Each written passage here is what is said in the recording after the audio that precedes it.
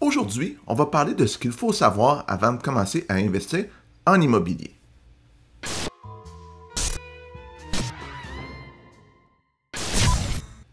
Donc, on en voit sur beaucoup de groupes immobiliers, beaucoup de gens qui parlent d'investir en immobilier, qui posent des questions. Puis c'est bien parce que l'investissement immobilier, ça devrait faire partie d'un plan d'actifs, d'épargne des gens.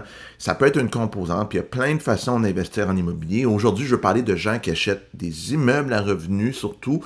Donc, qu'est-ce qu'ils doivent regarder, les choses importantes à considérer avant de commencer à investir en immobilier. Puis la chose la plus importante, bien, la numéro un en fait, c'est ça prend de l'argent. Puis là, c'est peut-être un peu contradictoire. Puis là, ils vont me dire, moi, j'ai acheté sans mise de fonds, tout ça. Ben, premièrement, ça existe à peu près pas acheter sans mise de fonds, à moins qu'un vendeur vous finance la mise de fonds. Puis je dis pas que c'est impossible, mais c'est très rare, puis que l'acheteur accepte que vous mettiez zéro de votre poche et finance la mise de fonds, puis que la banque finance le reste. C'est très, très, très rare, bien que possible. Là, il y en a qui vont dire, oui, mais Olivier, moi, j'ai pas sorti d'argent, j'ai utilisé un collatéral sur un autre immeuble, donc de l'équité dans un autre immeuble, où mes parents m'ont donné de l'argent, ou le pire que j'ai vu, c'est que j'ai pris la mise de fonds sur une carte de crédit. Bien, vous avez utilisé de l'argent, vous avez utilisé une forme de crédit, que ce soit votre argent ou celle d'un autre. Donc, si vous pensez investir en immobilier avec pas d'argent, c'est à 99% impossible. Donc, il faut se constituer un certain patrimoine avant d'investir en immobilier. L'investissement immobilier, c'est une game de long terme. Si quelqu'un pense qu'il investit 100 000 $ à acheter un immeuble, puis que dans un an, il va récupérer son 100 000 plus, il va pouvoir, je sais pas moi, capitaliser à 10%, faire des gros rendements vite à court terme, encore là, il n'y a rien d'impossible. Puis là, n'oubliez pas, on parle d'achat de plex, d'immeubles à revenus, d'immeubles commerciaux, industriels. On ne parle pas de quelqu'un qui achète une maison et la rénove et la revend. Ça, on pourrait faire une vidéo complète sur les flips. Mais quelqu'un qui achète un immeuble à revenus, exemple un 6 logements au prix relativement correct, là, qui n'achète pas quelque chose d'une pièce puis que ça vaut 1 million, mais ça vaut 1 million, il paye autour du million. Ben, à court terme, dans les premières années, il ne fera pas nécessairement tant d'argent, à moins encore là que l'immeuble soit vacant, qu'il réussisse à relouer tous les logements chers. Mais il ne faut pas regarder du rendement à court terme en immobilier. C'est un investissement qui va payer dans 5, 10, 15, 20 ans. C'est là que la vraie argent se fait, le vrai rendement se fait. C'est à long terme, c'est pas à court terme, dans, encore là, 90-95% des cas, je dis pas l'inverse. Mais les gens veulent des rendements trop rapides. Puis des rendements rapides, ça arrive, comme je le dis, mais ça arrive pas souvent. Donc, pensez vraiment plus à long terme si vous voulez investir en immobilier, pas sur du court terme. Parlant de rendement, ben, les gens sous-estiment aussi le risque d'investir en immobilier. Ceux qui pensent qu'investir en immobilier, c'est facile, puis on fait du 8, 10, 15% par année. Il y a des risques. Si ça serait des placements garantis à 10, 15%, tout le monde le ferait.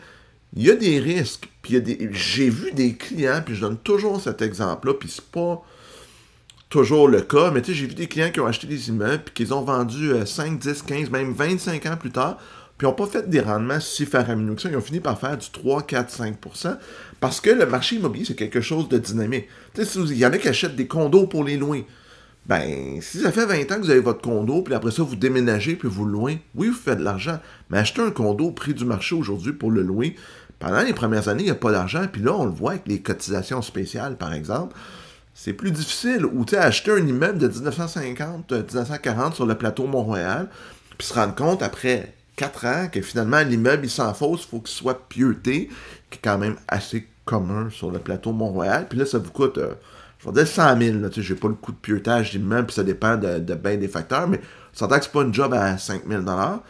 Mais il y a des risques associés à l'investissement immobilier. Puis si vous n'en êtes pas conscient, puis vous achetez, puis vous êtes à côté là, côté financement, côté finance, côté liquidité, bien, vous pourriez vous retrouver avec des gros problèmes. Tu sais, on le voit plus dans le milieu du flip où des gens achetaient des immeubles, les rénovaient, pensaient les revendre, faire un profit, n'en faisaient pas. Donc, il y a du risque à l'investissement immobilier. Il ne faut pas le sous-estimer, parce que dites-vous que si vous attendez à des gros rendements, mais le risque vient de pair, donc super important à prendre ça en considération en train de faire de l'immobilier. C'est êtes-vous assez tolérant aux risques potentiels qu'il peut y avoir. On a parlé du risque, mais une autre chose que les gens des fois, surtout quand on commence, sous-estime, c'est tout ce qu'il faut faire pour que l'immobilier fonctionne. C'est pas on achète, on s'assied, on fait rien. Si vous avez un duplex, vous habitez en bas, vous avez un locataire en haut, il n'y a pas énormément d'ouvrages à faire. On collecte les loyers, on peut avoir des rénovations un peu à faire, mais si vous avez un bon locataire, je dis à la blague, on met les deux doigts dans le nez, puis ça se gère tout seul, c'est pas pire que gérer une maison. Mais si vous avez moindrement un parc immobilier, 12, 18, 24 logements, il faut faire la location, il faut que quelqu'un s'occupe de l'entretien, il faut gérer les relations avec les locataires.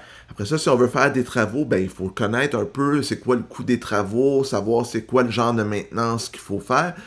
Et si on veut, je sais pas, rajouter un logement sol, comprendre les compétences avec la ville, le zonage, encore là, les rénovations, les permis, les architectes, les codes du bâtiment. Donc, il faut se renseigner, il faut être prêt à mettre de l'énergie dedans.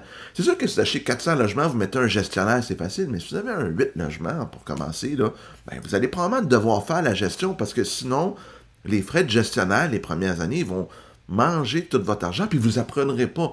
Tu sais, une fois que vous êtes rendu beaucoup plus gros, ben là, vous avez des équipes de gestion, vous avez besoin des compétences, mais vous avez de l'aide autour. Mais au début, c'est de l'énergie qu'il faut mettre. Fait que si vous travaillez 60 heures par semaine puis vous ne voulez pas vous taper la gestion, ben, est-ce que acheter des immeubles, c'est la bonne façon d'investir en immobilier?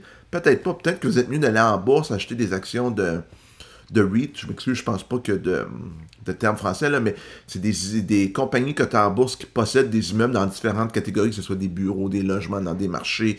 Ça peut être des mini-entrepôts, ça peut être du terrain. Il y en a tout plein. Faites vos recherches. Parlez-en à votre conseiller financier. Mais c'est peut-être ça votre façon d'investir en immobilier, pas acheter un immeuble. Soyez conscient qu'il y a de l'ouvrage qui vient avec l'investissement immobilier. C'est pas juste, on est assis dans notre bureau comme je suis assis aujourd'hui, puis on dit, bon ben, chaque round, c'est facile.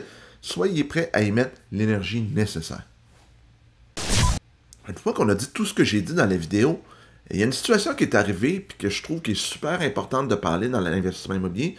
C'est bien planifier sa sortie à moyen et court terme. Tu sais, c'est sûr, si vous avez 20 ans, puis vous ne pensez pas vendre avant 40 ans, c'est pas si pire que ça, mais j'ai deux situations que je pourrais parler. Ben, c'est toutes des questions de fiscalité. C'est-à-dire, pensez que la journée qu'on vend, puis il y en a qui vont dire « Ouais, je vends pas, je vais léguer à mes enfants. » Mais la journée que vous décédez, vous vendez, vous léguez à vos enfants.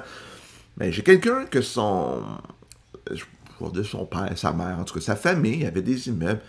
Il avait payé ça 30 000 $, il y a 40, 50 ans. Tu sais, dans le temps, ils ont acheté un terrain, ils ont construit, il n'y avait pas grand coût de construction parce qu'il était en rénovation. Mais bang, quand la personne est décédée, là, il y a eu une facture assez salée d'impôts.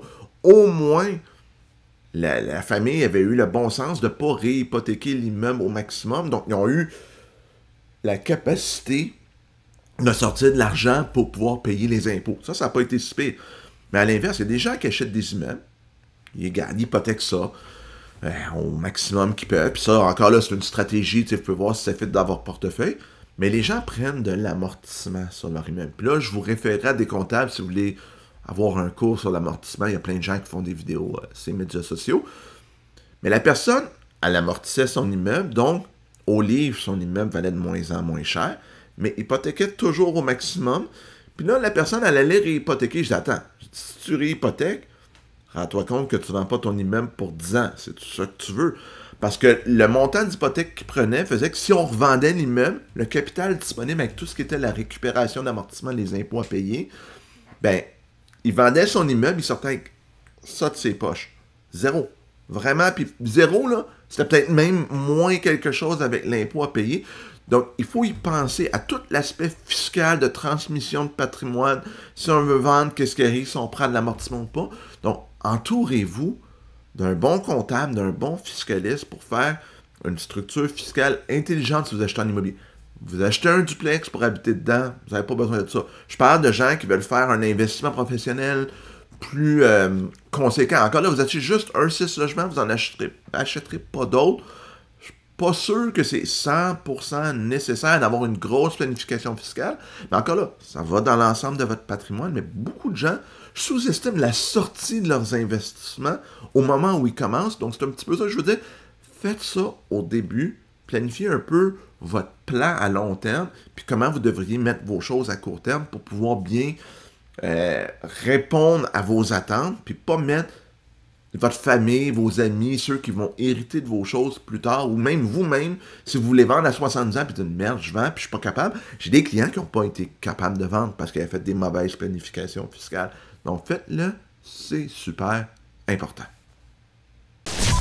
J'espère que cette introduction à l'investissement immobilier, aux choses à penser avant d'acheter, vous a été utile. Si c'est le cas, faites un pouce en l'air, ça serait super apprécié. Abonnez-vous à la chaîne. On va continuer à mettre du contenu immobilier régulièrement. Puis on se revoit la prochaine fois pour notre capsule. À bientôt tout le monde!